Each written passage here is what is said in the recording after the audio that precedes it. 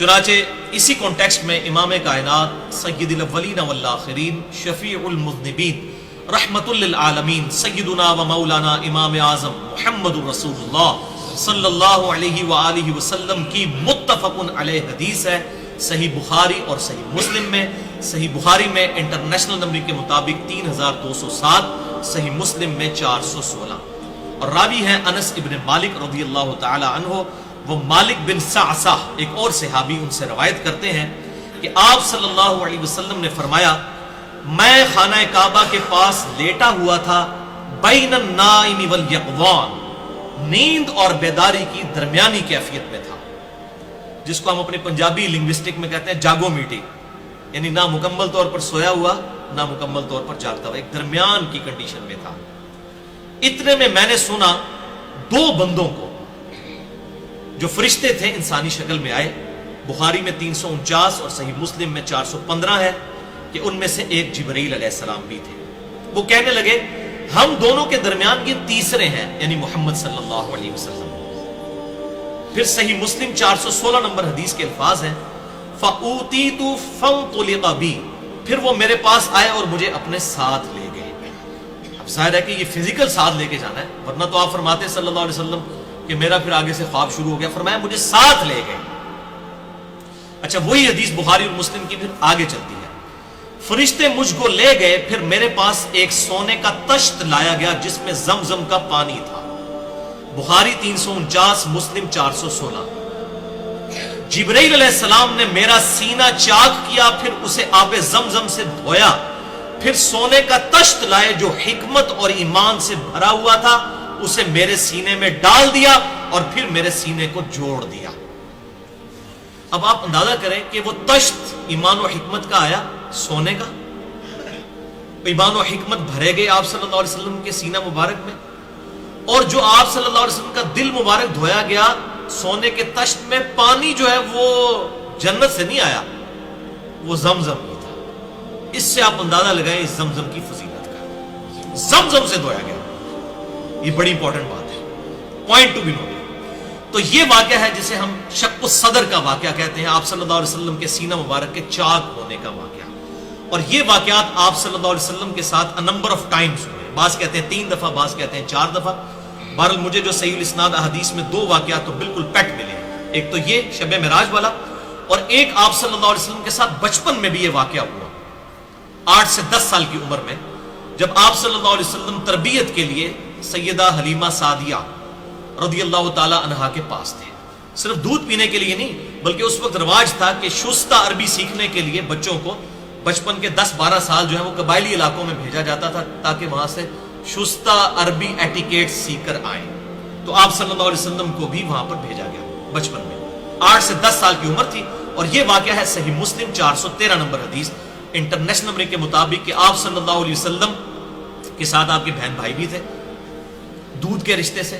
سیدہ حلیمہ سعدیہ کے جو اولاد تھی انہوں نے دیکھا کہ کوئی شخص آیا، اس نے آپ صلی اللہ علیہ وسلم کو زمین پر لٹایا، آپ کا سینہ چاک کیا، دل مبارک باہر نکالا اور اس کے ساتھ خون کا ایک لوتھڑا تھا جسے ریموو کر دیا، اور پھر کہا کہ یہ دنیا کا حصہ تھا جو اس دل میں موجود تھا وہ نکال دیا، جو ہمیں اپنی جبلت میں ہر ایک انسان کو ملے گا. شیطان بھی اٹیچ ہے اور ایک فرشتہ بھی اٹیچ ہے، جو صحیح مسلم میں آتا ہے کہ ہر انسان کے ساتھ ایک شیطان اور ایک فرشتہ ہے. اور نبی صلی اللہ علیہ وسلم میں اللہ تعالیٰ نے مجھے غلبہ دیا ہے، میرے ساتھ جو شیطان بھی اٹیچ تھا وہ بھی مجھے نیکی کی طرف ہی دعوت دیتا ہے. تو آپ صلی اللہ علیہ وسلم کے سینہ مبارک سے وہ فزیکل ریموومنٹ بھی کر دی گئی اس حوالے سے. اور پھر اس میں بھی الفاظ ہے کہ زمزم سے دھویا سیدنا جبرائیل علیہ السلام نے آپ صلی اللہ علیہ وسلم کے دل مبارک کو. اور یہ ایکسپیرینس تقریباً 10 سے 12 سال کی عمر میں آپ صلی اللہ علیہ وسلم کے ساتھ یہ ایکسپیرینس ہوا. صحیح مسلم 413 نمبر حدیث. اسی حدیث میں الفاظ ہے کہ وہ جو بہن بھائی ساتھ کھیل رہے تھے انہوں نے تو شور مچا دیا. سیدہ حلیمہ کے پاس آئے اور کہا کہ ہمارے بھائی محمد صلی اللہ علیہ وسلم کو کوئی قتل کر گیا. ظاہر ہے جی اتنا بڑا ایکسپیرینس، سینہ چاک، دل نکال لیا، تو قتل کرنے کی مترادف ہے، پیچھے کیا بچ جاتا ہے. اور یہ دیکھیں یہ معجزہ تھا، اور آپ صلی اللہ علیہ وسلم خود بھی اس کو روایت کر رہے ہیں. یہ آپ صلی اللہ علیہ وسلم نے حضرت انس بن مالک کو بتائیں یہ ساری باتیں کہ یہ معاملہ میرا شب معراج بھی ہوا اور بچپن میں بھی ہوا. تو ہم میں سے کسی کا دل باہر اس طرح نکال لیا جائے تو کوئی ہوش نہیں رہتی. تو یہ معجزانہ طور پر سارے معاملات ہوئے. آپ صلی اللہ علیہ وسلم خود اس کے راوی ہیں.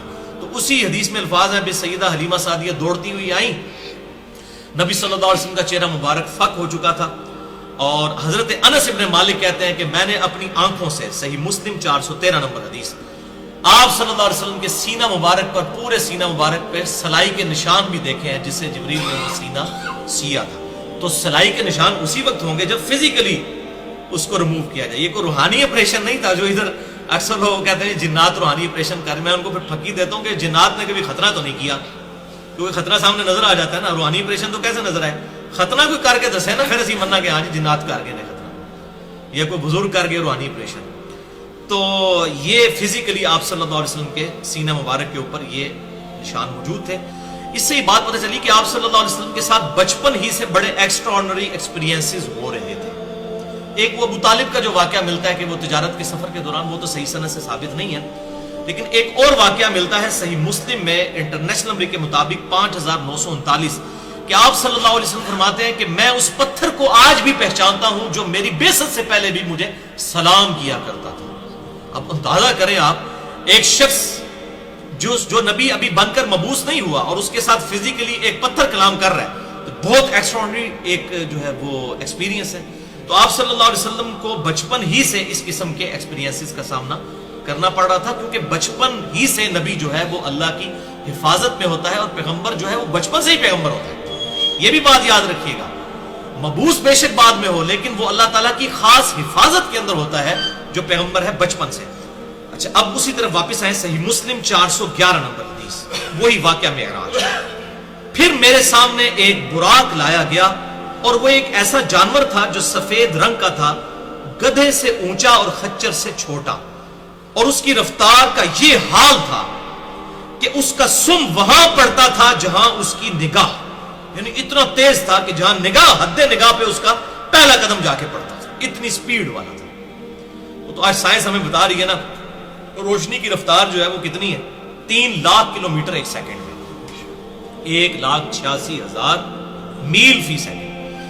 جو روشنی ہے وہ زمین کے 7 چکر لگا سکتی ہے ایک سیکنڈ کے اندر، پوری زمین کے سرکمفرنس کے 40,000 کلومیٹر کا یہ ہے سرکمفرنس، 7 چکر ایک سیکنڈ کے اندر۔ تو براق جو ہے برق سے نکلے، بجلی کو کہتے ہیں، بجلی کسی روشنی کسی تیزی کے ساتھ اس کا وہاں سم پڑتا تھا جہاں اس کی نگاہ۔ تو یہ آج ہمیں آئنسٹائن نے جو ہے یہ بات سمجھائی ہے کہ اس سے مراد کیا ہے۔ تو بہرحال یہ الگ سے ایک ٹاپک ہے، میں اور طرف نکل جاؤں گا۔ میں اس براق پر سوار ہوا اور بیت المقدس تک آیا، اور وہاں اس جانور کو اس حلقہ سے باندھ دیا جس سے اور انبیاء کرام علیہ السلام نے بھی اپنے جانوروں کو باندھا ہوا تھا، یعنی انبیاء کرام وہاں پر آئے تھے، ظاہر ہے یہ فزیکلی وہاں، اور وہی پتھر جسے آپ صلی اللہ علیہ وسلم اوپر گئے آسمانوں پر، اسے ہی ڈوم آف دا راک کہتے ہیں، قبہ صخرہ اس کے اوپر ہی بنا ہوا ہے وہ۔ تو وہ فزیکلی، جو غامدی صاحب سے بھی میں ریکویسٹ کروں گا، یہ عملی تواتر ہے مسلمانوں کا، اور تابعین کے دور کے اندر اس کے اوپر وہ گولڈن کلر کا گنبد رکھ دیا گیا تھا۔ یہ قبر نہیں تھی، قبروں پر گنبد نہیں رکھا گیا۔ اس سے یہ بھی بات پتہ چل گئی کہ اگر گنبد رکھنا ہوتا اس وقت آپ وسلم کی قبر مبارک پہ بھی رکھ دیا جاتا، جو 650 سال بعد ایک بدعتی مصری بادشاہ جو رافضی تھا، اس نے منت مان کے وہ گنبد رکھا تھا۔ تو یہ گنبد جو اس وقت گولڈن کلر کا رکھا گیا تابعین کے دور کے اندر، بلکہ صحابہ بھی ابھی زندہ تھے، یہ حضور صلی اللہ علیہ وسلم کی وفات کے تقریباً 70 سال کے بعد کا واقعہ ہے، ولید بن عبد الملک کے دور میں وہ مکمل ہوا۔ تو لیکن انہوں نے گنبد اس کے اوپر رکھا، وہ ڈوم آف دا راک، اس پتھر کے اوپر، وہ جس کی جعلی تصویریں بھی بعض کا وہ صحیح تصویر ہے، اس کے نیچے سے جو مٹایا ہوا ہے نا کہ ہوا میں آج تک معلق ہے، یہ بالکل جھوٹ ہے، وہ ہوا میں معلق نہیں ہے بلکہ وہ زمین کے اوپر ہی ہے۔ تو اس کے ساتھ حلقے کے ساتھ باندھ دیا۔ اب بھائیو، مسجد الحرام سے بیت المقدس پہنچنے کے دوران آپ صلی اللہ علیہ وسلم کو اللہ تعالیٰ نے کچھ فزیکل ایکسپیرینسز کروائے، جو سورہ بنی اسرائیل میں ہے، لِنُرِيَهُ مِنْ آیاتنا، تاکہ ہم اپنی قدرت کی نشانیاں دکھائیں اپنے محبوب صلی اللہ علیہ وسلم کو۔ اب وہ نشانیاں کیا ہیں وہ میں یہاں پر ہی ذکر کروں، ظاہر ہے کہ ایک ترتیب کے ساتھ چل رہے ہیں۔ چنانچہ اس کانٹیکسٹ میں کل 5 کتابوں میں صحیح سند کے ساتھ یہ حدیث موجود ہے۔ اس کے ضعیف طرق بھی ہیں، امام ابن کثیر نے جرح بھی کی ہے، ضعیف طرق کے اوپر امام بہقی نے بھی، لیکن جو صحیح طرق ہے اس کا، جس کو امام بہقی نے بھی صحیح کہا، میں وہ بیان کرنے لگا ہوں، اور شیخ زبیر الزئی رحمہ اللہ نے بھی اسے صحیح کہا 5 کتابوں سے۔ نمبر 1 سنن نسائی۔ اب یہ میں 5 کتابوں کا حوالہ اس لیے دے رہا ہوں کہ یہ حدیث بڑے لوگوں کو ہضم نہیں ہوتی ہے، اس لیے میں نے اس کو اتنا ایمفسائز کر کے بیان کیا ہے۔ سنن نسائی میں 451 نمبر دارالسلام کی انٹرنیشنل نمبر کے مطابق، دلائل النبوہ امام بھیکی میں 649 نمبر جسے امام بھیکی نے خود صحیح کہا۔ تیسری کتاب مجموع الزوائد ابن حجر اسقلانی کے استاد امام حیثمی، ان کی کتاب میں 236 نمبر، المعجم الکبیر طبرانی میں 7142 نمبر، اور تفسیر طبری میں بھی سورہ بنی اسرائیل کی تفسیر میں صحیح سند کے ساتھ ان 5 کتابوں میں یہ حدیث موجود ہے، انس ابن مالک سے اور سیدنا شداد بن اوس رضی اللہ تعالی عنہما سے، کہ نبی صلی اللہ علیہ وسلم فرماتے ہیں جب میں جبرائیل کی معیت میں چلا تو ایک جگہ پہنچ کر انہوں نے عرض کی کہ یہاں اتر کر نماز ادا کیجئے۔ جب میں نماز پڑھ چکا تو جبرائیل نے عرض کی کیا آپ صلی اللہ علیہ وسلم جانتے ہیں یہ کون سی جگہ ہے؟ پھر ساتھ ہی جبرائیل نے کہا اے اللہ کے محبوب صلی اللہ علیہ وسلم یہ طیبہ ہے، یعنی مدینہ شریف جو آپ کی ہجرت گاہ بنے گی۔ اس سے یہ بات پتہ چلی کہ یہ واقعہ معراج ہجرت سے پہلے ہوا ہے، بنے گی۔ پھر آگے چل کر ایک اور جگہ پر جبرائیل نے مجھے نماز پڑھائی اور عرض کیا یہ طور سینا ہے جہاں اللہ تعالیٰ نے موسیٰ علیہ السلام سے کلام فرمایا تھا۔ پھر آگے چل کر ایک اور جگہ نماز پڑھائی اور عرض کیا یہ بیت اللحم ہے جو کہ سیدنا عیسیٰ علیہ السلام کی پیدائش کی جگہ ہے۔ پھر میں بیت المقدس پہنچا، وہاں تمام انبیاء کرام علیہ السلام جمع تھے، جبرائیل علیہ السلام نے مجھے ان کا امام بنایا تو میں نے نماز میں ان کی امامت فرمائی۔ الحمدللہ، اسی وجہ سے ہم آپ صلی اللہ علیہ وسلم کو امام الانبیاء بھی کہتے ہیں صلی اللہ علیہ وسلم۔ سبحان ربک رب العزت عما یصفون وسلام علی المرسلین والحمدللہ رب العالمین۔ اور یہ انبیاء کرام کی جو امامت فرمائی اور سارے نبی جمع کیوں ہوئے، اس کی حکمت کیا ہے وہ بھی آج میں انشاءاللہ ٹروتھ ریویل کروں گا کہ یہ سارے نبیوں کو جمع کرنے کا مقصد کیا تھا، وہ ٹروتھ بھی انشاءاللہ آگے چل کے میں ریویل کر دوں گا۔ صحیح مسلم 430 نمبر حدیث کے الفاظ ہیں میں نے بیت المقدس میں اپنے آپ کو پایا، انبیاء کرام علیہ السلام کی ایک جماعت میں موسیٰ علیہ السلام کو دیکھا، وہ کھڑے نماز پڑھ رہے تھے، وہ گندمی رنگ کے ایک مضبوط اور قوی آدمی تھے، اور عیسیٰ علیہ السلام کو بھی بیت المقدس میں نماز پڑھتے ہوئے پایا، وہ اربا بن مسعود کے ہم شکل تھے، عبداللہ ابن مسعود کے بھائی کے۔ اور صحیح مسلم 418، 426 اور 427 نمبر حدیث ہے کہ عیسیٰ علیہ السلام گندمی شکل کے لمبے بالوں والے، گھنگریالے بالوں والے، اور ان کے بال کندھوں تک تھے، یعنی یہاں تک، یہ آخری حد ہے، اس سے نیچے آپ نہیں بال کر سکتے، عورتوں کی مشابہت ہو جائے گی، عورتیں اس سے اوپر نہیں کر سکتی، مرد اس سے نیچے نہیں کر سکتے، اور ان کے سر سے پانی ٹپک رہا تھا، تو مجھے بتایا گیا یہ عیسیٰ ابن مریم ہے۔ اور پھر میں نے کعبے کے پاس ایک اور شخص کو دیکھا، گھنگریالے بال، دائیں آنکھ سے کانا اور ایک آنکھ انگور کی طرح پھولی ہوئی تھی، اور مجھے بتایا گیا یہ دجال ہے۔ تو دجال کو بھی واقعہ معراج کے دوران آپ صلی اللہ علیہ وسلم کو دکھایا گیا۔ اور صحیح مسلم 430 نمبر حدیث میں مزید الفاظ ہیں کہ میں نے پھر حضرت ابراہیم علیہ السلام کو بھی دیکھا، وہ بھی بیت المقدس میں کھڑے نماز پڑھ رہے تھے، اور ان کے سب سے زیادہ ہم شکل تمہارے صاحب ہیں، یعنی نبی صلی اللہ علیہ وسلم، اور میں سب سے زیادہ میں ابراہیم کا ہم شکل ہوں، یعنی میں محمد رسول اللہ صلی اللہ علیہ وسلم۔ پھر نماز کا وقت آیا، صحیح مسلم 430، پھر نماز کا وقت آیا تو میں نے تمام انبیاء کی امامت فرمائی۔ جب میں نماز سے فارغ ہوا تو مجھے بتایا گیا اے محمد صلی اللہ علیہ وسلم یہ آپ کے پیچھے دوزخ کا داروغہ کھڑا ہے، مالک، اور یہ قرآن میں اس کا نام آیا ہے، سورہ الزخرف کی آیت نمبر 77 میں، مالک۔ تو اے اللہ کے محبوب صلی اللہ علیہ وسلم آپ اسے سلام کیجئے۔ آپ فرماتے ہیں جیسے ہی میں اس کی طرف متوجہ ہوا تو اس نے میرے سلام کرنے سے پہلے ہی مجھے السلام علیکم کہہ دیا، تو میں نے پھر اس کے سلام کا جواب دیا، اس نے آپ صلی اللہ علیہ وسلم کو پروٹوکول دیا، خود سلام عرض کر دیا آپ کی بارگاہ میں۔ الحمدللہ۔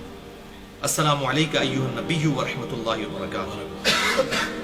اچھا، ہمارے محبوب صلی اللہ علیہ وسلم نے بھائیوں اس سفر اسرا میں، الاسرا جو یہ مسجد الحرام سے لے کر بیت المقدس تک تھا، بیت اللحم میں نماز پڑھی، طور سینا پر نماز پڑھی، اور مدینہ طیبہ میں، یہ 3 مقامات پر آپ صلی اللہ علیہ وسلم نے نماز پڑھی۔ اور اسی دوران ایک اور ایکسپیرینس بھی ہوا جو صحیح مسلم میں 2 طرق ہیں، انٹرنیشنل نمبر کے مطابق 6157 اور 6158۔ آپ صلی اللہ علیہ وسلم فرماتے ہیں کہ میں نے مسجد الحرام سے بیت المقدس جاتے ہوئے سرخ ٹیلے کے پاس موسیٰ علیہ السلام کو اپنی قبر میں نماز پڑھتے ہوئے دیکھا. وَهُوَ قَائِمٌ يُصَلِّي فِي قَبْرِهِ، وہ اپنی قبر میں کھڑے ہوئے تھے اور نماز پڑھ رہے تھے. اب یہ بھائیوں بڑی اہم ترین گفتگو ہے، خصوصاً آج کل کے دور کے اعتبار سے ایک کریٹیکل ڈسکشن ہے جو میں کرنا چاہ رہا ہوں یہاں پر، بڑی اہم ڈسکشن ہے. وہ یہ بھائیوں کہ بیت المقدس میں انبیاء کرام علیہ السلام کا جمع ہونا یہ خالصتاً معجزہ ہے. اس واقعے کی جو تفصیلات جتنی احادیث میں آئی وہ تو ہم بیان کر سکتے ہیں، باقی اس کی جو کیفیت ہے، موڈ جسے ہم انگلش میں کہتے ہیں، یہ متشابہات میں داخل ہے. یہ ہم سمجھانے کے لیے باتیں ضرور کرتے ہیں احادیث کی روشنی میں، لیکن اس کو کوئی فزیکلی اس طریقے سے عام آدمی آبزرو نہیں کر سکتا کہ وہاں پر جتنے لوگ موجود تھے. ورنہ بھائیوں ایک مسجد میں کم و بیش 1,00,000 کے قریب لوگ جمع ہوں تو پورے شہر کے اندر شور نہ پڑ جائے. اب وہ لوگ ادھر کے ادھر ہی تھے، یہ ساری ایکٹیویٹی ہوئی لیکن کسی کو پتہ نہیں چلا بیت المقدس کے اس یروشلم کے سٹی کے اندر، کیونکہ یہ ایک ان سین بیریئر تھا، ایک برزخ کا معاملہ تھا عوام الناس اور انبیاء کرام علیہ السلام کی ان ساری ایکٹیویٹیز کے درمیان. بھائیو اب آگے چلتے ہیں بخاری اور مسلم کی متفق علیہ حدیث. بخاری میں 3207، مسلم میں 416 اور 411 نمبر.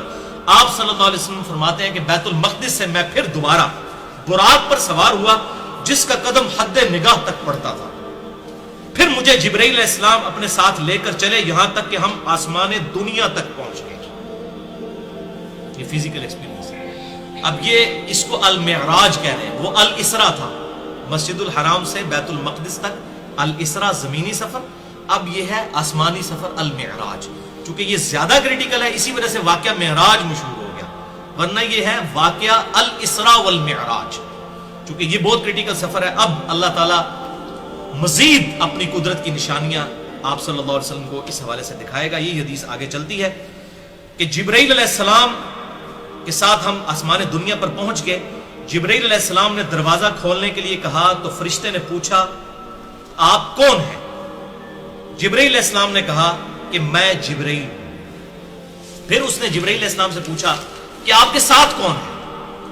تو انہوں نے فرمایا کہ محمد صلی اللہ علیہ وسلم. اس فرشتے نے پوچھا کیا انہیں بلایا گیا ہے؟ تو جبرائیل علیہ السلام نے کہا ہاں. تو پھر اس فرشتے نے دروازہ کھول کر کہا خوش آمدید اور تشریف لانے والے کتنے ہی اچھے ہیں، اور پھر دروازہ کھول دیا. جب میں وہاں پہنچا تو میں نے وہاں آدم علیہ السلام کو دیکھا. جبرائیل علیہ السلام نے بتایا کہ یہ آپ کے والد آدم علیہ السلام ہیں، انہیں سلام کیجئے. میں نے انہیں سلام کیا اور انہوں نے میرے سلام کا جواب دیا اور پھر کہا کہ صالح بیٹے، صالح نبی خوش آمدید ہو. پھر جبرائیل علیہ السلام مجھے لے کر اور اوپر گئے تو وہ دوسرے آسمان پر پہنچ گئے. انہوں نے دروازہ کھولنے کے لیے کہا. پوچھا گیا کون ہے؟ انہوں نے کہا جبرائیل. پھر پوچھا گیا آپ کے ساتھ کون ہے؟ انہوں نے کہا محمد صلی اللہ علیہ وسلم. پوچھا گیا کیا ان کی طرف کسی کو بھیجا گیا تھا؟ فرمایا ہاں. یعنی وہ کہہ رہے ہیں کہ یہ جو آپ ساتھ لے کے آ رہے ہیں کہ یہ یعنی مہمان بنا کر لائے گئے ہیں یا آپ اپنی کیپیسٹی میں خود لے کر آئے ہیں؟ تو ان کا نہیں، میں اللہ کے حکم سے ان کو لے کر آ رہا ہوں، ورنہ تو دروازہ نہیں کھول سکتا تھا. تو انہوں نے کہا خوش آمدید، آنے والے کتنے ہی اچھے ہیں، اور دروازہ کھول دیا دوسرے آسمان کا. اس سے یہ بات پتہ چلی یہ جو احمد بریلوی صاحب نے قصیدہ معراجیہ لکھ کر اور اس کو وہ جس طرح شادی کی ایک سرمنی پریزنٹ کیا نا کہ جی وہ فرشتے پہنچے ہوئے تھے براتی بن کے استقبال کے لیے، وہ بھائی آسمانوں کے فرشتوں کو پتہ ہی نہیں ہے کہ آپ وسلم اوپر آ رہے ہیں، ورنہ وہ پوچھا ساتھ کون ہے. اگر یہ براتیوں والا معاملہ ہوتا، دیکھیں کس طرح جھوٹ بولتے. یہ تو سب کچھ آنن فانن اللہ تعالیٰ کا ڈیسیژن تھا، کسی کو نہیں پتا تھا کہ اللہ نے یہ ڈیوائن ڈیسیژن کیا ہوا ہے. ورنہ تو وہ کہتے ہیں ہاں جی جبرائیل شکر ہے پہنچ آیا، دروازہ پہلے کھولتا ہے. وہ پوچھ رہے کون ہے، ساتھ بھی بندہ ہے، دروازہ نہیں کھولا. جبرائیل کے کہنے پر کھولا کیونکہ فرشتوں کا سردار ہے، اس نے گارنٹی دی کہ ہاں یہ بلائے گئے ہیں. اگر سارے فرشتوں کو پہلے ہوتا تو انتظار کر رہے ہوتے. تو یہ اس طریقے سے. اور پھر کہتے ہیں جی وہ انبیاء کرام علیہ السلام جو ہیں وہ بیت المقدس میں تھے، وہ انبیاء پہلے کیسے آسمانوں پہ پہنچ گئے؟ بھئی یہ سب کے سب معاملات متشابہات ہیں، ان کی ڈیٹیلز ہمیں نہیں بتائے گی، ہم اس عقل کے ساتھ اس کو سمجھ نہیں سکتے. بلکہ اس عقل کے ساتھ تو اگر آپ کو انجینئرنگ نہیں آتی ہے، آپ تو الیکٹرو میگنیٹک ویوز کو سمجھ کے موبائل کی جو ورکنگ کا فینومینا ہے اس کو بھی نہیں سمجھ سکتے، جو فزیکل فینومینا ہے، روحانی نہیں ہے. تو آپ یہ روحانی معاملات کیسے سمجھ سکتے ہیں؟ یا میں آپ کو سمجھا سکتا ہوں. ہم تو اتنی زبان کھول سکتے ہیں جتنی اللہ کے محبوب صلی اللہ علیہ وسلم نے ہمیں تعلیمات فرمائی ہیں، اسی کے اندر ہم اپنا آپ کو بتا سکتے ہیں. یہ ہمارا اپنا ذاتی علم نہیں ہے. تو دوسرے آسمان پر پہنچے تو کہتے ہیں آپ صلی اللہ علیہ وسلم دروازہ کھولا گیا. جب میں وہاں پہنچا تو یحییٰ اور عیسیٰ علیہ السلام سے ملاقات ہوئی. وہ دونوں خالہ زاد تھے. فرمایا گیا یہ یحییٰ علیہ السلام ہے اور یہ عیسیٰ علیہ السلام ہے, ان دونوں کو سلام کیجیے. میں نے سلام کیا تو ان دونوں نے میرے سلام کا جواب دیا اور مجھے کہا صالح بھائی خوش آمدید ہو, نبی صالح خوش آمدید ہو. اور سنن ابن ماجہ میں حدیث ہے 4081 نمبر انٹرنیشنل نمبر کے مطابق, المستدرک للحاکم میں بھی موجود ہے, امام حاکم نے بھی صحیح کہا, امام ذہبی نے بھی موافقت کی, مسند امام احمد میں بھی ہے, اور میں نے مسئلہ نمبر 12 حیات مسیح اور نزول مسیح علیہ السلام میں بھی حدیث بیان کی ہے کہ جب حضرت عیسیٰ علیہ السلام سے آپ صلی اللہ علیہ وسلم کی ملاقات ہوئی نا, تو حضرت عیسیٰ علیہ السلام اور باقی انبیاء کرام علیہ السلام سے جو آسمانوں پر ملاقات ہوئی تو سب سے آپ صلی اللہ علیہ وسلم نے پوچھا کہ بتاؤ قیامت کب آئے گی, تو سب نے کہا کہ اس کا علم صرف اللہ کے پاس ہے, اور تم چلے جاؤ حضرت عیسیٰ کے پاس. پھر آپ صلی اللہ علیہ وسلم الٹیمیٹلی حضرت عیسیٰ کے پاس آئے کہ آپ بتائیے کہ قیامت کب آئے گی. تو انہوں نے کہا کہ قیامت آنے کا تو مجھے نہیں پتا, لیکن ایک بات یہ ہے کہ قیامت سے پہلے دجال آئے گا اور اللہ تعالیٰ مجھے آسمان سے زمین پر اتارے گا, اور جہاں تک میری سانس جائے گی میری سانس سے وہ پگھلے گا, اس کو میں قتل کروں گا. اور اس کا ذکر اشارتاً قرآن میں بھی موجود ہے کہ حضرت عیسیٰ علیہ السلام قیامت کی خبر ہے. مسئلہ نمبر 12 میں نے ڈیٹیل سے ریکارڈ کروایا, سورہ الزخرف آیت نمبر 61 ہے, وَإِنَّهُ لَعِلْمٌ لِلسَّاعَةِ, اور عیسیٰ علیہ السلام قیامت کی خبر ہے. یہ سنن ابن ماجہ 4081 نمبر حدیث ہے, مستدرک للحاکم میں بھی موجود ہے, امام حاکم نے صحیح کہا, امام ذہبی نے صحیح کہا, اور مسند امام احمد میں بھی موجود ہے. دوسرے آسمان پر حضرت عیسیٰ علیہ السلام سے یہ ڈسکشن ہوئی. پھر مجھے تیسرے آسمان پر لے جایا گیا, پھر وہی گفتگو ریپیٹ ہوئی. تیسرے آسمان پر یوسف علیہ السلام سے ملاقات ہوئی, چوتھے آسمان پر حضرت ادریس علیہ السلام سے ملاقات ہوئی, پانچویں آسمان پر ہارون علیہ السلام سے ملاقات ہوئی, اور پھر چھٹے آسمان پر پہنچے تو دروازہ کھولنے کے لیے کہا تو انہوں نے پوچھا کون, فرمایا جبریل. پوچھا گیا آپ کے ساتھ کون, فرمایا محمد صلی اللہ علیہ وسلم. پوچھا گیا ان کی طرف پیغام بھیجا گیا تھا, فرمایا ہاں. کہا گیا خوش آمدید, آنے والے کتنے ہی اچھے ہیں. دروازہ کھول دیا گیا. جب میں وہاں چھٹے آسمان پر پہنچا تو موسیٰ علیہ السلام تشریف فرما تھے. جبریل علیہ السلام نے فرمایا یہ موسیٰ ہیں, انہیں سلام کیجئے. میں نے انہیں سلام کیا تو انہوں نے سلام کا جواب دیا. پھر فرمایا صالح بھائی اور صالح نبی خوش آمدید ہو. جب میں موسیٰ علیہ السلام سے آگے بڑھنے لگا, یعنی 7ویں آسمان کی طرف, تو موسیٰ علیہ السلام رونے لگے. تو ان سے پوچھا گیا آپ کیوں رو رہے ہیں؟ تو انہوں نے فرمایا میں اس لیے روتا ہوں کہ ایک نوجوان محمد صلی اللہ علیہ وسلم جو میرے بعد مبعوث کیا گیا, اور اس کی امت جنت میں جانے والے افراد میری امت کے جنت میں جانے والے افراد سے بہت زیادہ ہوں گے. یعنی اللہ نے یہ بہت بڑی فضیلت دی ہے. یعنی یہ ان کا رشک کی وجہ سے رونا تھا کہ میرے بعد آیا اور اللہ نے اس کو یہ فضیلت دی. اور بخاری اور مسلم کی متفق علیہ حدیث ہے کہ جنتیوں کا نصف امت محمدیہ صلی اللہ علیہ وسلم سے, اور اس کی وجہ بھی یہی ہے. بخاری اور مسلم کی متفق علیہ حدیث ہے تمام نبیوں پر ایمان لانے والے لوگوں کی تعداد ڈیپینڈ کرتی تھی اس نبی کو دیے گئے معجزے پر, اور مجھے اللہ تعالیٰ نے وہی یعنی القرآن کا معجزہ دیا. میں اللہ سے امید کرتا ہوں سب سے زیادہ امتی جنت میں جانے والے میری امت سے ہوں گے, کیونکہ میرا معجزہ سب سے بڑا ہے. اور آج ہمیں پریکٹیکل نظر آ رہا ہے. آپ دیکھ لیجئے, Islam is the fastest growing religion in America, in Europe. اس کے اوپر میں کئی لیکچر دے چکا ہوں. مسئلہ نمبر 64 دیکھ سکتے ہیں, مسئلہ نمبر 1 دیکھ سکتے ہیں, مسئلہ نمبر 115 دیکھ سکتے ہیں, اور کافی لیکچرز. تو بہرحال سنن ابن ماجہ میں بھی ایک حدیث موجود ہے. آپ صلی اللہ علیہ وسلم نے فرمایا کہ جنتیوں کی 120 میں سے 80 صفحے میری امت سے, 120 میں سے 80 صفحے. تو حضرت موسیٰ علیہ السلام ایویں نہیں رو رہے تھے. انہوں نے کہا یہ میرے بعد نوجوان آیا اور اس کی امت زیادہ جنت میں جائے گی. پھر مجھے 7ویں آسمان پر لے جایا گیا. جبریل علیہ السلام نے دروازہ کھولنے کے لیے کہا تو پوچھا گیا آپ کون ہیں؟ فرمایا جبریل. پوچھا گیا آپ کے ساتھ کون؟ فرمایا محمد صلی اللہ علیہ وسلم. پوچھا گیا کیا ان کی طرف پیغام بھیجا گیا تھا؟ فرمایا گیا ہاں. آپ دیکھ لیجیے, کوئی بارات نہیں, کوئی باراتی نہیں, پتہ نہیں کہاں سے سٹوری بنا لی قصیدہ معراجیہ میں حمزہ بریلوی صاحب نے. پھر انہوں نے کہا خوش آمدید, کتنے ہی اچھے ہیں آنے والے. جب میں وہاں 7ویں آسمان پر پہنچا تو وہاں ابراہیم علیہ السلام تشریف فرما تھے. جبریل علیہ السلام نے کہا اے محمد صلی اللہ علیہ وسلم یہ آپ کے باپ ابراہیم علیہ السلام ہیں, انہیں سلام کیجئے. چنانچہ میں نے انہیں سلام کیا تو انہوں نے میرے سلام کا جواب دیا. پھر فرمایا صالح بیٹے, صالح نبی خوش آمدید. ایک آدم علیہ السلام نے حضور کو بیٹا کہا اور ایک ابراہیم علیہ السلام نے, باقی سب نے کہا بھائی. اس حوالے سے ایک حدیث بھی ہے صحیح سند کے ساتھ، مجموع الزوائد میں انٹرنیشنل نمبرنگ کے مطابق 16898، مسند احمد میں بھی موجود ہے، جلد 5 صفحہ 418 پر 23598 نمبر، کہ ابراہیم علیہ السلام نے حضور صلی اللہ علیہ وسلم کو ایک نصیحت کی کہ اپنی امت تک میرا پیغام پہنچائیے گا، آپ تک بھی وہ پہنچ جائے۔ اپنی امت سے کہیے گا کہ جنت کی سرزمین خوب زرخیز ہے، لہذا وہاں کاشتکاری کرو، اس کی مٹی بڑی عمدہ ہے، بڑا پھل دینے والی ہے، اور یہاں پر کاشتکاری کرو، اور وہ وظیفہ ہے لا حول ولا قوت الا باللہ، یہ جتنی بار پڑھو گے وہاں پر جنت میں درخت لگیں گے۔ ایک ویسے روایت سبحان اللہ الحمدللہ کے لیے بھی ہے، وہ ضعیف ہے، یہ صحیح سند کے ساتھ ہے، لا حول ولا قوت الا باللہ۔ پھر مجھے سدرۃ المنتہا تک لے جایا گیا، اس کے میوے، یعنی وہ سدرۃ المنتہا ایک سمجھ لیں بیری کے ٹائپ کا ایک درخت ہے، ہجر کے مٹکوں کی مانند تھے، اس کے پتے ہاتھی کے کانوں کی طرح تھے۔ جبرائیل نے بتایا یہ سدرۃ المنتہا ہے، سدرۃ المنتہا یعنی یہ حد ہے، اس سے آگے کوئی چیز نہیں جا سکتی۔ وہاں 4 نہریں تھیں، 2 باطنی اور 2 ظاہری تھی۔ میں نے کہا جبرائیل یہ 2 چیزیں کیا ہیں؟ تو انہوں نے بتایا یہ 2 باطنی نہریں ہیں اور 2 نہریں جنت میں بہتی ہیں، اور 2 ظاہری نہریں ہیں جو دنیا کے اندر نیل اور فرات کے نام سے۔ ظاہر ان کا کوئی روحانی ریلیشن شپ اللہ تعالیٰ کے ساتھ ہے، ظاہر اللہ کے خزانوں میں سے ہی یہ سارے معاملات چل رہے ہیں، اس کی ڈیٹیل میں ہم نہیں جا سکتے۔ پھر مجھے بیت المعمور کی طرف لے جایا گیا، میرے پاس شراب، دودھ اور شہد کا برتن لایا گیا۔ یہ آپ کا ٹیسٹ تھا، 3 برتن لائے گئے، دودھ کا، شراب کا اور شہد کا۔ تو آپ صلی اللہ علیہ وسلم نے دودھ والا برتن اٹھا لیا، تو جبرائیل نے کہا کہ اے اللہ کے محبوب آپ نے فطرت کو اختیار کیا ہے، اگر کوئی اور آپ پی لیتے تو آپ کی امت گمراہ ہو جاتی۔ یہ دوسری روایت بخاری مسلم میں آتا ہے۔ تو آپ صلی اللہ علیہ وسلم نے دودھ اس میں سے نوش فرمایا۔ پھر مجھ پر دن میں 50 نمازیں فرض کی گئی، یہی سدرۃ المنتہا کے اوپر۔ میں واپس آیا، موسیٰ علیہ السلام کے پاس سے گزرا، یعنی 6ٹھے آسمان پہ آئے، تو انہوں نے پوچھا آپ صلی اللہ علیہ وسلم کو کیا حکم ملا؟ میں نے کہا کہ مجھ پر ہر روز 50 نمازیں پڑھنے کا حکم دیا گیا۔ انہوں نے فرمایا آپ صلی اللہ علیہ وسلم کی امت ہر روز 50 نمازیں پڑھنے کی طاقت نہیں رکھے گی، اللہ کی قسم میں آپ صلی اللہ علیہ وسلم سے پہلے لوگوں کا تجربہ کر چکا ہوں، اور بنی اسرائیل کا مجھے سخت تجربہ ہے۔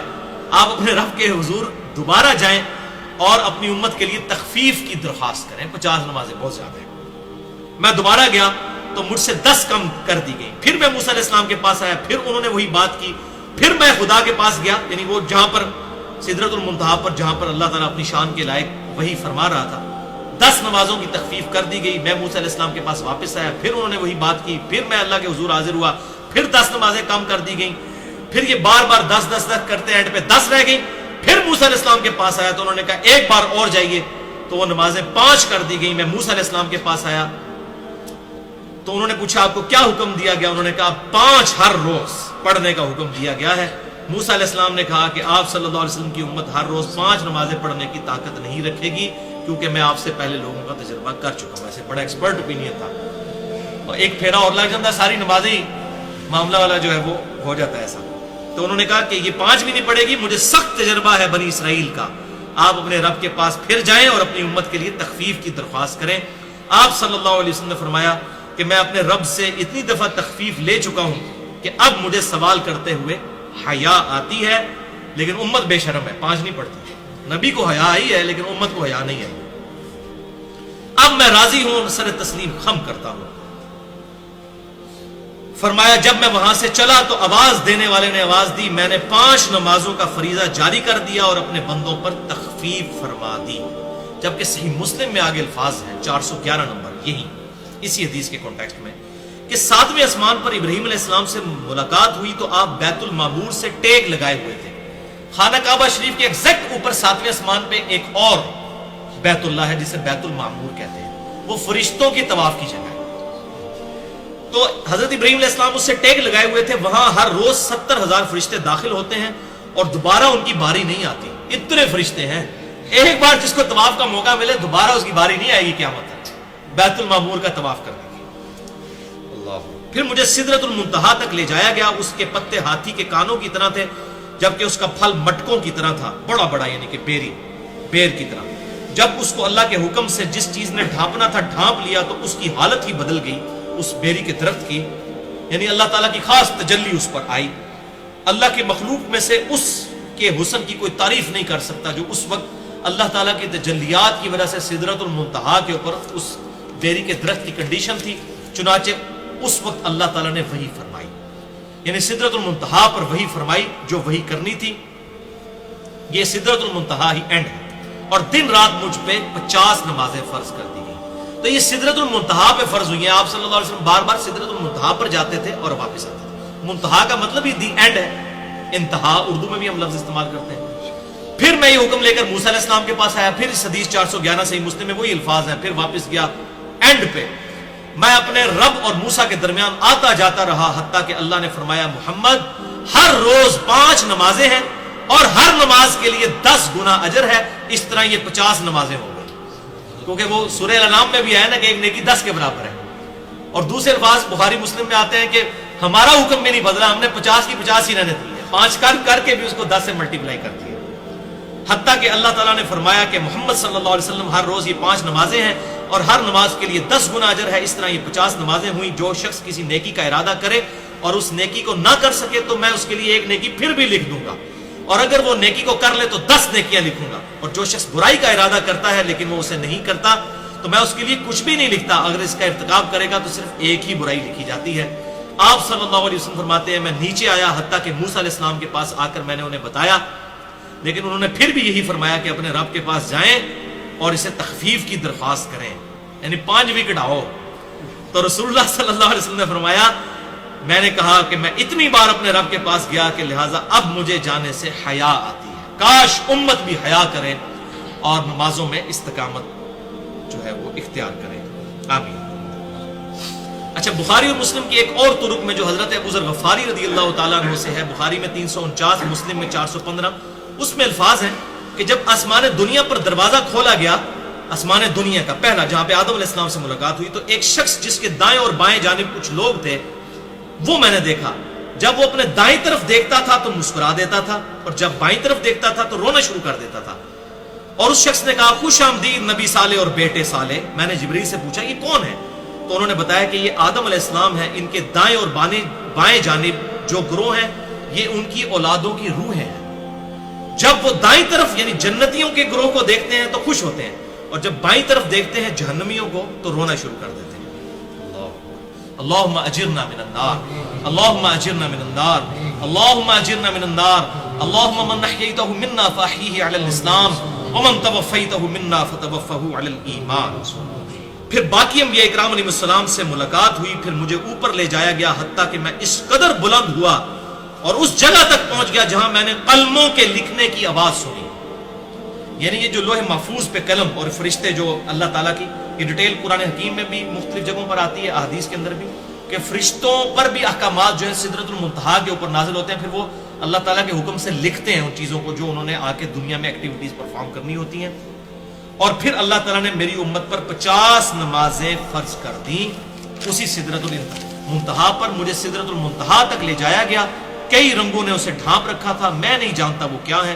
پھر مجھے جنت میں لے جایا گیا، وہاں موتیوں کے گنبد اور اس کی مٹی کستوری کی سی خوشبو کی تھی، اور سورۃ النجم میں بھی اس کا ذکر موجود ہے، عند سدرۃ المنتہا عندہا جنت المأویٰ۔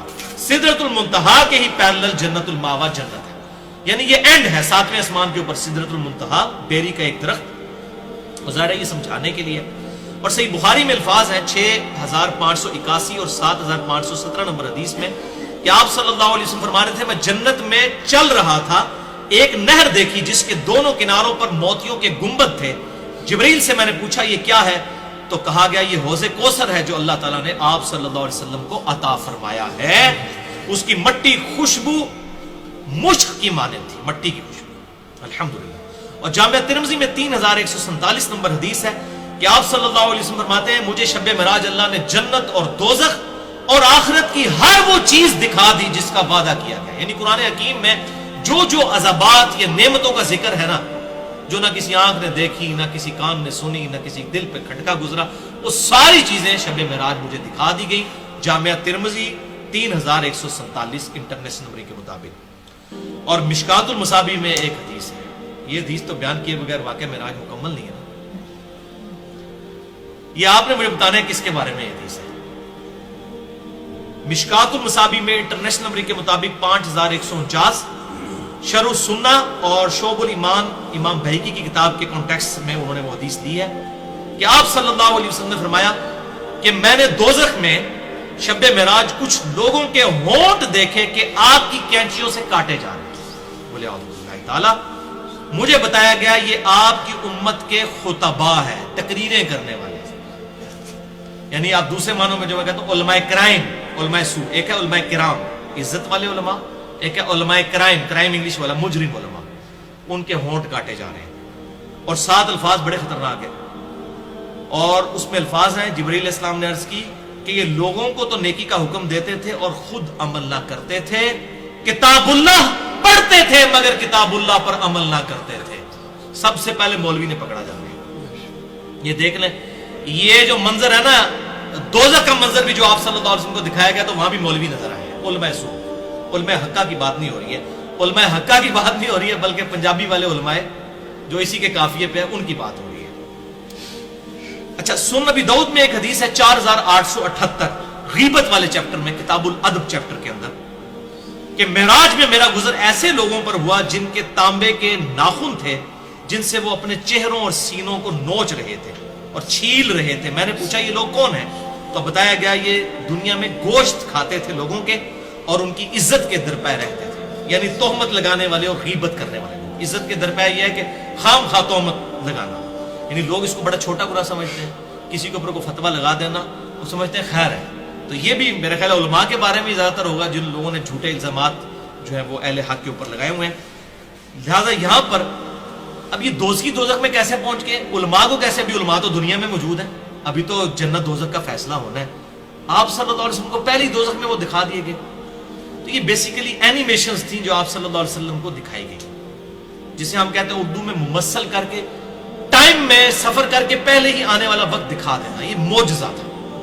لہٰذا اس کانٹیکسٹ میں غامدی صاحب کا موقف ٹھیک ہے کہ آپ صلی اللہ علیہ وسلم کو بعض ایسے مناظر دکھائے جاتے تھے جو اینیمیشنز ہوتے تھے, کیونکہ ابھی اسٹیبلش نہیں ہوئے وہ, لیکن وہ الگ سے ایک ٹاپک ہے. اس پہ اگر آپ کو شوق ہو تو میں آپ کو بتا دیتا ہوں, یہ ساری حدیثیں بخاری اور مسلم کے کتاب التعبیر اور کتاب الرقیہ چیپٹر میں مل جائیں گی. آپ صلی اللہ علیہ وسلم کو خوابوں میں, اور ظاہر نبی کا خواب وحی الہی ہوتا ہے, قرآن حکیم میں حضرت ابراہیم علیہ السلام کو خواب ہی دکھایا گیا تھا نا, بیٹے کو ذبح کرنے والا. اور بخاری اور مسلم کی حدیث ہے کہ انبیاء کی خبروں میں سے 46واں حصہ ہے یہ خواب نبوت کے حصے میں سے. تو بخاری اور مسلم میں یہ کئی احادیث ہیں. بخاری میں کتاب التعبیر چیپٹر ہے, مسلم میں کتاب الرقیہ ہے, اور یہ ساری کمبائنڈ فارم میں آپ کو مشکات المصابیح میں انٹرنیشنل نمبر کے مطابق 4606 سے لے کر 4627 تک 22 احادیث مل جائیں گی, جس میں آپ صلی اللہ علیہ وسلم کو جنت اور دوزخ کے مناظر خواب میں دکھائے گئے. وہ تمام اینیمیشنز اور وہ ساری چیزیں اللہ تعالیٰ نے ممثل کر کے فزیکلی دکھا دی تھی. الحمدللہ. صحیح مسلم میں ایک اور حدیث ہے 431 نمبر. عبداللہ ابن مسعود رضی اللہ تعالیٰ عنہ کہتے ہیں کہ جب رسول اللہ صلی اللہ علیہ وآلہ وسلم کو معراج کروائی گئی تو انہیں سدرۃ المنتہا تک لے جایا گیا. وہ 6 آسمان پر ہے. باقی ساری حدیثوں میں آیا کہ سدرۃ المنتہا 7ویں آسمان پہ ہے, اس میں 6. تو اس کی پھر علماء نے تعویل یہ کی ہے, محدثین رحمہ اللہ نے, کہ یہ سدرۃ المنتہا کا درخت 6 آسمان سے شروع ہو کر 7ویں پر مکمل ہوتا ہے. کیونکہ آپ دیکھیں سدرۃ المنتہا میں آتا ہے, آپ نے فرمایا انہیں پتے دیکھے اور اس کے مٹکوں کی طرح کے فروٹ دیکھے. ظاہر ہے کہ وہ پتے اور فروٹ تو اوپر والے حصے میں ہوتے ہیں, تو جڑ اس کی 6 سے شروع ہو جاتی ہے. زمین سے اوپر جانے والی ہر چیز کی حد سدرۃ المنتہا ہے. اسی مقام سے احکامات لیے جاتے ہیں. فرشتوں کو بھی, جبرائیل کو بھی, اور نبی صلی اللہ علیہ وسلم پہ بھی نمازیں اسی مقام پر فرض ہوئی تھی, سدرۃ المنتہا پر. اور اوپر سے جو حکم آتا ہے یہیں پر آ کر رکتا ہے اور یہیں سے احکام لیے جاتے ہیں. آپ صلی اللہ علیہ وسلم نے فرمایا جس چیز نے سدرہ کو ڈھانپنا تھا اس کو ڈھانپ رکھا تھا. ابن مسعود رضی اللہ تعالیٰ عنہ کا بیان ہے کہ اس سے مراد ہے, اور یہ آیت قرآن حکیم میں موجود ہے, وہ سونے کے پروانے اور پتنگے تھے جو کہ اس کے اوپر بیٹھے ہوئے تھے, یعنی سدرۃ المنتہا کے اس بیری کے درخت کے اوپر. رسول اللہ صلی اللہ علیہ وسلم کو سدرۃ المنتہا پر اللہ نے 3 چیزیں عطا فرمائیں. صحیح مسلم 431 یہ اب آپ سن لیجیے. نمبر 1 5 نمازیں عطا فرمائیں. نمبر 2 سورۃ البقرہ کی آخری 2 آیات. میں اکثر آپ کو کہتا ہوں, ہمارے بلو کارڈ پہ بھی لکھی ہوئی ہیں, آمن الرسول بما انزل الیہ من ربہ والمؤمنون کل آمن باللہ وملائکتہ وکتبہ ورسلہ لا نفرق بین احد من رسلہ. یہ آخر تک صحیح بخاری اور صحیح مسلم کی متفقن علیہ حدیث ہے.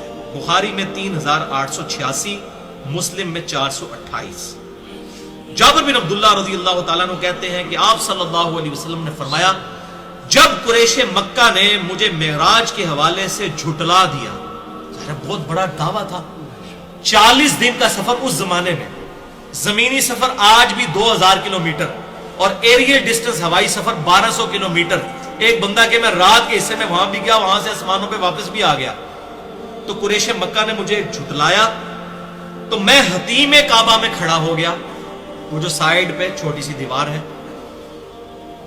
اللہ تعالیٰ نے میرے لیے بیت المقدس روشن کر دیا. کتنی دور؟ 2000 کلومیٹر زمینی سفر اور 1200 کلومیٹر ایریل ڈسٹنس. اتنی دور سے بیت المقدس ایسے سامنے لا کے رکھ دیا. اور قریش مکہ جو کچھ مجھ سے پوچھتے جاتے تھے میں علامات بیان کرتا جاتا تھا. الحمدللہ کتنا بڑا معجزہ تھا. اس سے علم غیب والا بھی عقیدہ کلیئر ہوا. اس میں نے مسئلہ نمبر 6A کے اندر بھی یہ حدیث بتائی تھی کہ آپ صلی اللہ علیہ وسلم کو اللہ تعالیٰ غیبی خبریں عطا فرماتا ہے. اب وہ دیکھیں کیسے اوٹ پٹانگ سوال شروع کر دیا. انہوں نے کہا اچھا جی تم کہتے ہو ہم راتوں رات وہاں گئے ہیں. اچھا یہ بھی پتا چل گیا کہ یہ کوئی خواب نہیں تھا، ورنہ خواب ہوتا تو وہ کبھی مطالبہ ہی نہ کرتے کہ آپ نے کیا کیا دیکھا وہاں پر. خواب میں تو بڑے بڑے لوگ ہو آتے ہیں. تو وہ کہہ رہے اچھا تم گئے ہو تو ذرا بتاؤ کہ وہاں بیت المقدس کی سیڑھیاں کتنی تھیں، کتنے دروازے تھے. آپ اندازہ کریں ایک بندہ اگر ایک رات کے لیے زندگی میں پہلی اور آخری دفعہ وہاں پر گیا ہے تو اس کو یہ آپ کی اکیڈمی کی جو سیڑھی ہے، میں کچھ 4 سال سے چڑھ رہا ہوں، آپ مجھے پوچھیں کتنی سیڑھی ہے میں نہیں بتا سکتا، حالانکہ میں سینکڑوں دفعہ چڑھ چکا ہوں. آپ صلی اللہ علیہ وسلم ایک دفعہ گئے ہیں. اب جب یہ سوال کرنے شروع کیے تو ظاہر ہے آپ صلی اللہ علیہ وسلم کیسے اس نظر سے تو آپ نے وہ چیزیں یاد نہیں کی ہوئی تھی. تو بخاری اور مسلم کے الفاظ ہیں بیت المقدس میرے لیے روشن کر دیا گیا. وہ پوچھتے جاتے تھے میں دیکھ کے بتاتا جاتا تھا. الحمدللہ. بلکہ صحیح مسلم میں الفاظ ہیں انٹرسٹنگ 430 نمبر حدیث کہ رسول اللہ صلی اللہ علیہ وسلم فرماتے ہیں میں نے اپنے آپ کو حتیم میں کھڑا کیا جب قریش مکہ نے مجھ سے میرے سفر معراج کے متعلق سوال کیے تو انہوں نے بیت المقدس کی کچھ چیزوں کے متعلق مجھ سے سوالات کرنے شروع کیے لیکن مجھے وہ یاد نہیں تھی. اب خواب ہوتی تو وہ کبھی نہ کہتے، فزیکل ایکسپیرینس تھا تبھی وہ ڈیمانڈ کر رہے تھے، ورنہ کہتے خواب ہے جی چھڈو پرے. اتنی جو ہلچل مچ گئی اور اتنے لوگ جمع ہو گئے، ان کا جی اچھا جی تسی گئے ہو دسو تے کہ تک کہنے. اب کئی لوگ ایسے بھی تھے جو بیت المقدس جایا کرتے تھے یروشلم میں تجارت کے لیے، کیونکہ مکے کے لوگوں کا تو کاروبار ہی تجارت تھا، ان کو وہاں تو کوئی چیز نہیں اگتی تھی، وہ اپنی چیزیں ہی وہاں لے کے جایا کرتے تھے. اون وغیرہ یہاں سے لے جاتے تھے، وہاں سے باقی چیزیں لے آتے تھے، جو بارٹر سسٹم ہے چیز کے بدلے چیز. تو ان کا اچھا جی اب وہ خصوصاً جو اس قسم کے فنیر قسم کے لوگ ہوں گے جو زیادہ سفر میں کرنے ہوتے اگے کیوں ہوں گے آج دسوں کہ تک ہے تسی ہوتے. تو صحیح مسلم 430 نمبر حدیث کے الفاظ ہیں آپ صلی اللہ علیہ وسلم فرمایا میں اس قدر غمگین ہوا کہ اس طرح کا غم مجھے اس سے پہلے کبھی نہیں ہوا تھا. غم کیوں ہو گیا؟ کہ میں ایک سچا پیغمبر ہوں. اب یہ سوال اس طرح کے مجھ سے پوچھ رہے ہیں، اس نظر سے تو میرا وہ وزٹ ہی نہیں تھا. مجھ سے تو یہ پوچھو کہ میری انبیاء سے ملاقات ہوئی، جو میں نے ایکسپیرینس کیا. غمگین اس لیے ہو کہ اب یہ سوال کر رہے ہیں میں جواب کیسے دوں، اور جواب نہیں دیتا تو یہ جھٹلائیں گے. میں اس طرح غمگین ہوا کہ اس سے پہلے کبھی بھی غمگین نہیں ہوا تھا. چنانچہ اسی وقت اللہ نے میری نظروں کے سامنے بیت المقدس کو بلند کر دیا. میں اسے دیکھ رہا تھا 2000 کلومیٹر دور، اور وہ مجھ سے جس چیز کا سوال کرتے تھے میں انہیں بتا دیتا تھا. الحمدللہ. تو یہ آپ صلی اللہ علیہ وسلم کی اللہ تعالیٰ نے حفاظت فرمائی اور ان کے پھر منہ بند کر دیے. اور دوسری حدیث اس کے ضعیف طرق بھی ہے لیکن میں صحیح طرق بیان کر رہا ہوں. یہ وہی حدیث ہے جو میں نے بیت اللحم طور سینا اور مسجد جو مدینہ شریف میں آپ صلی اللہ علیہ وسلم کو نماز پڑھائی گئی تھی ہجرت سے پہلے سفر معراج کے دوران، وہی حدیث ہے یہ. اس میں آگے الفاظ جو موجود ہیں. دلائل النبوہ امام بہیقی کی کتاب میں امام بہیقی نے خود صحیح کہا صحیح سند کے ساتھ 449 نمبر حدیث جلد 2 صفحہ 241 پر، اور معجم الکبیر طبرانی میں جز 7 282 نمبر صفحے پہ 7142 نمبر حدیث ہے. اور مجموع الزوائد میں امام حیثمی نے جو ابن حجر اسقلانی کے استاد ہیں حدیث نمبر 230 لی ہے جلد 1 صفحہ 85 پر کہ سیدنا ابو بکر صدیق رضی اللہ تعالیٰ عنہ نے عرض کی کہ اے اللہ کے محبوب صلی اللہ علیہ وسلم گزشتہ رات میں نے آپ کو بڑا تلاش کیا لیکن کہیں نہیں پایا، آپ رات کو کہاں تھے؟ تو آپ صلی اللہ علیہ وسلم فرمایا کہ میں رات کو بیت المقدس تھا. اللہ جو کہ 1 مہینے کی مسافت کا مزد ہو، 40 دن کی مسافت اس وقت، ابھی بھی کوئی کم نہیں ہے، 2000 کلومیٹر پیدل سفر ہے، گاڑی میں بھی کریں تو کتنا ٹائم لگے گا، ایریل ڈسٹنس بھی 1200 کلومیٹر ہے۔